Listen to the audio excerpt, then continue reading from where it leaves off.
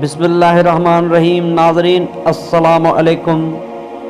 حضرت سیدنا عبداللہ بن وہب رحمۃ اللہ علیہ العرب حضرت سیدنا ابراہیم رحمۃ اللہ العظیم سے نقل فرماتے ہیں، بنی اسرائیل میں ایک نوجوان تھا جو اہل دنیا سے الگ تھلگ ایک عبادت خانے میں اللہ عز و جل کی عبادت کیا کرتا تھا۔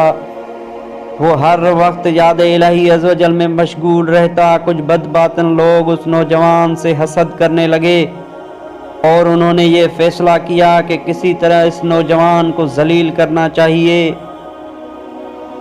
بہرحال حاسدین کی وہ جماعت ہر وقت اس عابد و زاہد نوجوان کو ذلیل کرنے کے فکر میں سرگردان رہنے لگی۔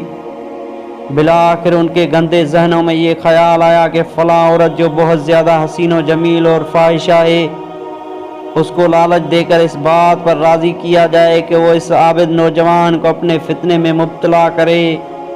چنانچہ ان بدبختوں کی وہ جماعت اس فاحشہ عورت کے پاس آئی اور کہا، اگر تو اس نوجوان کو اپنے فتنے میں مبتلا کر دے تو ہم تجھے مالا مال کر دیں گے۔ ہمیں امید ہے کہ تو اسے رسوا ذلیل کر سکتی ہے۔ چنانچہ وہ فاحشہ عورت اس فعل مذموم کے لیے تیار ہو گئی اور ایک رات اس نوجوان کی عبادت خانے کی طرف چلی۔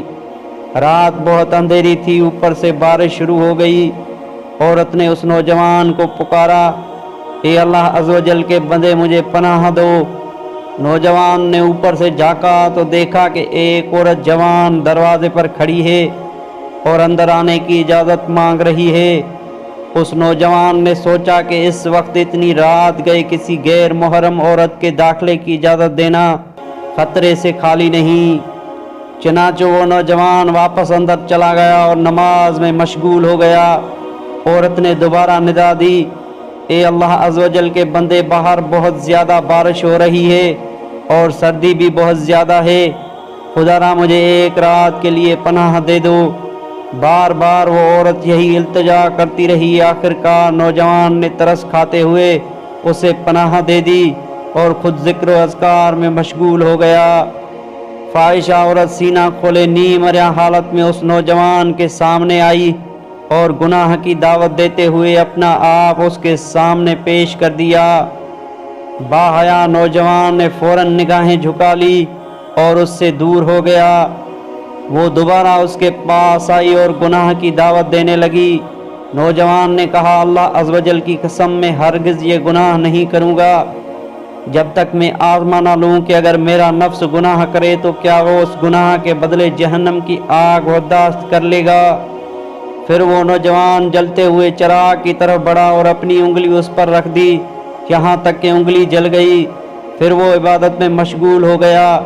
فاحشہ عورت نے قریب آ کر پھر اسے گناہ کی دعوت دی تو نوجوان نے اپنی دوسری انگلی جلا ڈالی۔ اسی طرح وہ فاحشہ عورت بار بار اسے گناہ کی دعوت دیتی رہی اور نوجوان اپنی انگلیاں جلاتا رہا۔ بالآخر اس پاک دامن متقی و پرہیزگار نوجوان نے اپنی ساری انگلیاں جلا ڈالی، لیکن غیر محرم عورت کی طرف نظر اٹھا کر بھی نہ دیکھا اور اپنی عزت کی حفاظت کرتا رہا۔ جب اس فاحشہ نے یہ صورتحال دیکھی کہ اس نوجوان نے ایک گناہ سے بچنے کے لیے اپنی ساری انگلیاں جلا ڈالی ہیں تو اس نے ایک زوردار چیخ ماری اور تڑپ تڑپ کر مر گئی۔ 100,000 آفرین اس نوجوان پر جو اللہ عز و جل کے خوف سے ایسے وقت میں گناہ سے باز رہا جب ارتکاب گناہ سے اسے کوئی چیز منع نہ تھی۔ جنہیں اللہ عز و جل کا خوف ہوتا ہے وہ ہر حال میں چاہے خلوت ہو یا جلوت اللہ عز و جل سے ڈرتے ہیں اور گناہوں کی طرف راغب نہیں ہوتے۔ اس نوجوان نے اپنی انگلیاں تو جلا ڈالی لیکن ایک نظر بھی اس فاحشہ پر ڈالنا گوارا نہ کی۔ حقیقت یہ ہے کہ جس کے ساتھ اللہ عز و جل کی مدد ہو اسے کوئی رسوا و ذلیل نہیں کر سکتا۔ جس سے اللہ عز و جل توفیق عطا فرمائے وہ گناہوں سے بچنے کی راہیں نکال لیتا ہے۔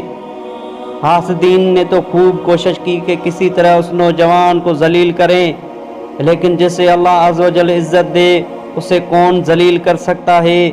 اس قادر مطلق عز و جل کے سامنے کسی کی کیا مجال۔ وہ جسے چاہے عزت دے، جسے چاہے ذلیل کرے، وہ جسے بلند کرنا چاہے اسے کوئی پست نہیں کر سکتا۔ اللہ عز و جل کے اس نوجوان پر رحمت ہو اور اس کے صدقے ہماری مغفرت ہو، آمین یا رب العالمین۔